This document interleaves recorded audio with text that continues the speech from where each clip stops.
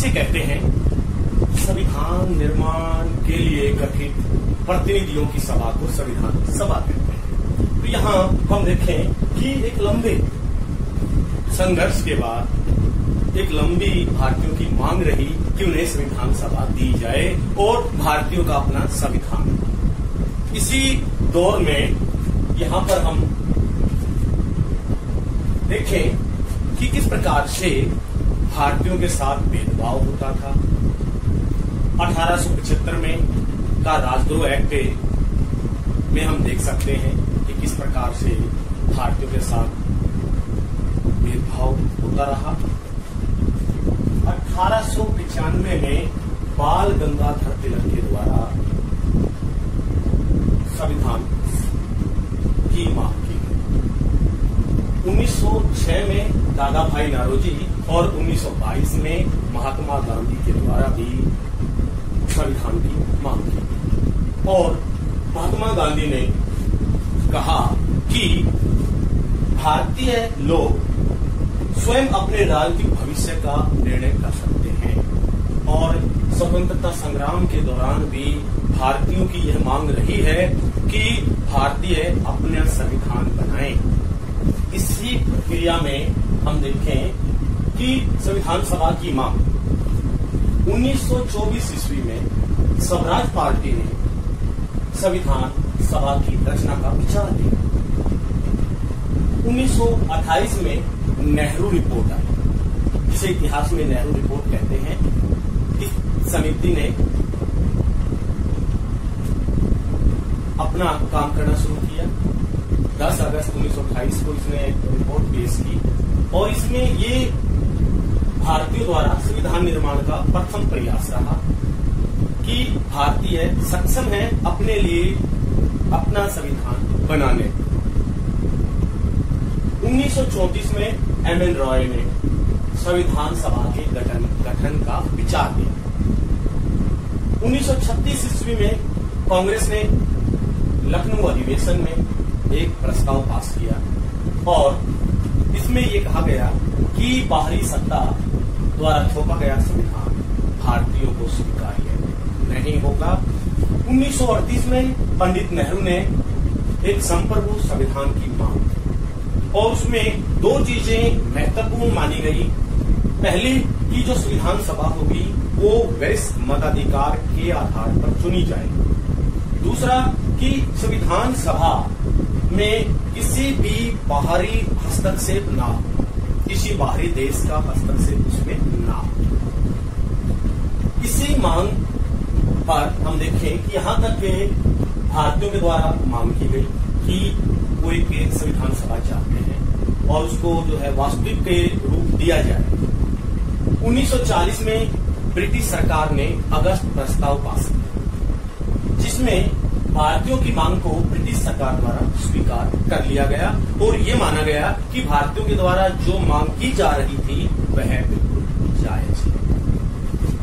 1942 ईस्वी में ब्रिटिश सरकार ने भारतीयों की मांग को पूरा करने के लिए एक मिशन की स्थापना की, जिसको हम क्रिप्स मिशन के नाम से जानते हैं। इसके अध्यक्ष स्टैनफोर्ड जी थे। इसकी मुख्य जो सिफारिशें या जो सुझाव थे वो इस प्रकार रहे। एक संविधान होगा पूरे देश के लिए और वो संविधान दूसरे विश्व युद्ध के बाद बनाया जाएगा। मुस्लिम लीग ने इसका विरोध किया। मुस्लिम लीग के चाहती थी कि भारत के दो टुकड़े हों और दोनों भागों के लिए अलग अलग संविधान बनाया जाए और इस विरोध के चलते इस मिशन की जो है असफलता रही। इसकी जो सुझाव रहे, जो इसकी योजना रही वो लागू नहीं हो पाई। 1946 में कैबिनेट मिशन की स्थापना ब्रिटिश सरकार के द्वारा की गई ताकि भारतीयों को एक संविधान सभा दी जा सके और वह अपना संविधान बना सके। यहां हम देखें कि इसके 3 सदस्य रहे कैबिनेट मिशन के। पहला Stanford Phipps, Patrick Lawrence, A.B. Alexander. तो इसमें इन तीनों सदस्य दिल्ली आए 1940 में और यहां पर उन्होंने स्टडी करके उन्होंने अपनी रिपोर्ट पेश की और उस रिपोर्ट के कुछ अपनी सिफारिशें थी।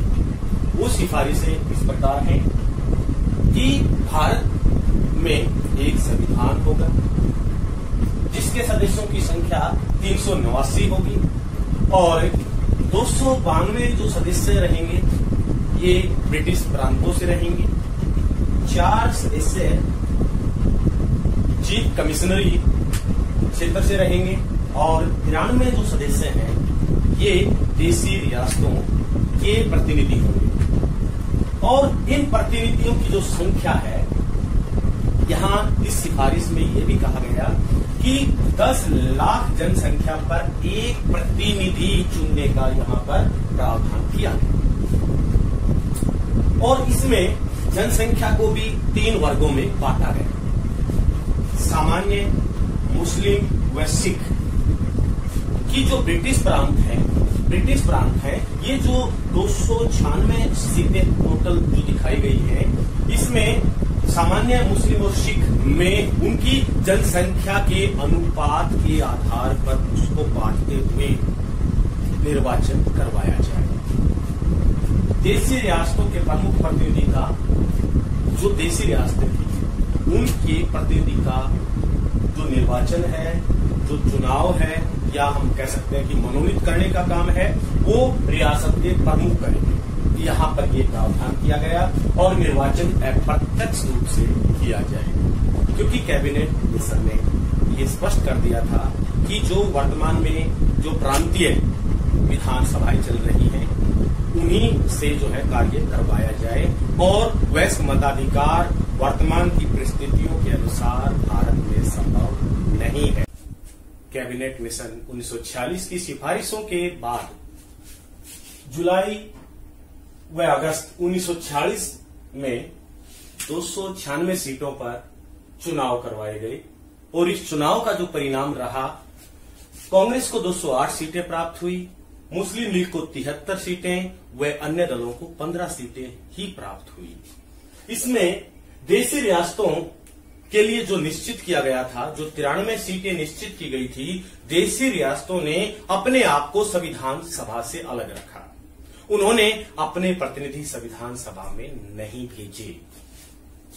संविधान सभा के सदस्यों का जो चुनाव, जो इन सदस्यों का जो चुनाव था, वो वयस्क मताधिकार के द्वारा प्रत्यक्ष रूप से नहीं हुआ था क्योंकि उसी समय कैबिनेट मिशन ने यह बता दिया था कि अप्रत्यक्ष रूप से चुनाव करवाई जाए। संविधान सभा की पहली बैठक 9 दिसंबर 1946 को की गई। इसमें कुल 207 सदस्यों ने भाग लिया। यहां पर यह बात देखें कि मुस्लिम लीग के सदस्य यहां पर शामिल नहीं हुए क्योंकि वो लगातार विरोध कर रहे थे कि उनके लिए अलग देश बनाया जाए। इस बैठक में डॉक्टर सच्चिदानंद सिन्हा को संविधान सभा का अस्थायी अध्यक्ष बनाया गया क्योंकि ये आयु में सभी से बड़े थे। जितने संविधान सभा में सदस्य थे उन सब में सबसे ज्यादा आयु के डॉक्टर सच्चिदानंद सिन्हा थे और इस कारण से इनको संविधान सभा में अस्थायी अध्यक्ष बनाया गया था। 11 दिसंबर 1946 को डॉक्टर राजेंद्र प्रसाद को संविधान सभा का स्थायी सदस्य चुना गया और इसी दिन संविधान सभा ने 2 उपाध्यक्ष भी चुने, डॉक्टर H.C. मुखर्जी व V.T. कृष्णाचारी को। इन्होंने उपाध्यक्ष की भूमिकाएं निभाई। 13 दिसंबर 1946 को पंडित जवाहरलाल नेहरू के द्वारा संविधान सभा में उद्देश्य प्रस्ताव रखा गया और यहां हम देखें उद्देश्य प्रस्ताव रखा गया, लेकिन संविधान सभा के सदस्यों ने उसे उस समय स्वीकार नहीं किया था क्योंकि उनका मानना था कि जब तक संविधान सभा में मुस्लिम लीग का प्रतिनिधित्व नहीं होगा, तब तक इसको स्वीकार करना सही नहीं होगा। इस कारण से संविधान सभा के सदस्यों ने उसे आगे के लिए रख दिया गया और 22 जनवरी 1947 को इन उद्देश्य प्रस्तावों को सर्वसम्मति से स्वीकार कर लिया गया। 3 जून 1947 को भारत के बंटवारे के लिए माउंटबेटन योजना को स्वीकार कर लिया गया। माउंटबेटन योजना के अनुसार भारत और पाकिस्तान 2 अलग अलग राज्यों को स्वीकार किया गया। माउंटबेटन योजना के स्वीकार करने के बाद संविधान सभा में भी 3 बड़े बदलाव देखने को मिले। पहला जो बदलाव रहा वो 389 जो सदस्य संविधान सभा के जो निश्चित किए गए थे उनकी सदस्य संख्या घटाकर 299 कर दी गई, जिसमें 229 ब्रिटिश प्रांत से और 70 देशी रियासतों से निश्चित की गई। संविधान सभा को पूरी तरह एक संप्रभु बनाया गया। संविधान सभा के पास अब वो शक्ति आ गई कि वो अपना संविधान अपनी इच्छा अनुसार बना सकते थे। तीसरा महत्वपूर्ण बदलाव रहा कि संविधान सभा को 2 कार्य एक साथ सौंपे गए। जी हां, 2 कार्य एक साथ सौंपे गए, एक संविधान बनाने का, दूसरा कानून बनाने का। तो संविधान बनाने का कार्य संविधान सभा पहले से ही कर रही थी। इसकी अध्यक्षता डॉक्टर राजेंद्र प्रसाद जी कर रहे थे और जब संविधान सभा संविधान बनाने का काम करती तो डॉक्टर राजेंद्र प्रसाद के द्वारा इसकी अध्यक्षता की जाती और जब कानून बनाने का काम उसके द्वारा संविधान सभा के द्वारा किया जाता तो इसकी अध्यक्षता गणेश वासुदेव मावलंकर के द्वारा की जाती। दूसरे शब्दों में हम ये कहें कि माउंटबेटन योजना के बाद संविधान सभा ने विधायिका का भी कार्य करना शुरू किया। संविधान सभा के संवैधानिक सलाहकार BN राव को बनाया गया, जिन्होंने विश्व के बहुत सारे संविधानों का अध्ययन करके उनसे जो भारत की परिस्थितियों के अनुसार जो प्रावधान यहाँ लागू हो सकते थे उनके द्वारा अध्ययन किया गया और संविधान सभा में 22 समितियां बनाई गई। इन समितियों ने अलग अलग स्तर पर अपनी भूमिकाएं निभाई, जिनमें से हम जो है कुछ महत्वपूर्ण जो समितियां हैं उन पर बात करना चाहेंगे। प्रारूप समिति एक जिसको हम कह सकते हैं ड्राफ्टिंग कमेटी के नाम से भी इसको जाना जाता है, जिसका उद्देश्य संविधान का ड्राफ्ट तैयार करना था कि हमारा संविधान किस प्रकार से हो, कितने भाग हों, कितनी उसमें अनुसूचियां हों। तो ये महत्वपूर्ण जो कार्य है नए संविधान का प्रारूप करने का, वो प्रारूप समिति को दिया गया था। इसके 7 सदस्य थे और डॉक्टर BR अम्बेडकर इसके अध्यक्ष थे। दूसरा नियम समिति, संचालन समिति और रियासत समिति, इनकी अध्यक्षता डॉक्टर राजेंद्र प्रसाद जी के द्वारा की गई। संघ शक्ति समिति और संघ संविधान समिति, इनकी अध्यक्षता पंडित जवाहरलाल नेहरू के द्वारा की गई। प्रांतीय संविधान समिति, सलाहकार समिति, इनकी अध्यक्षता सरदार वल्लभ भाई पटेल जी के द्वारा की गई। सलाहकार समिति की 2 उप समितियां भी थी, एक मूल अधिकार उप समिति, दूसरा अल्पसंख्यक उप समिति।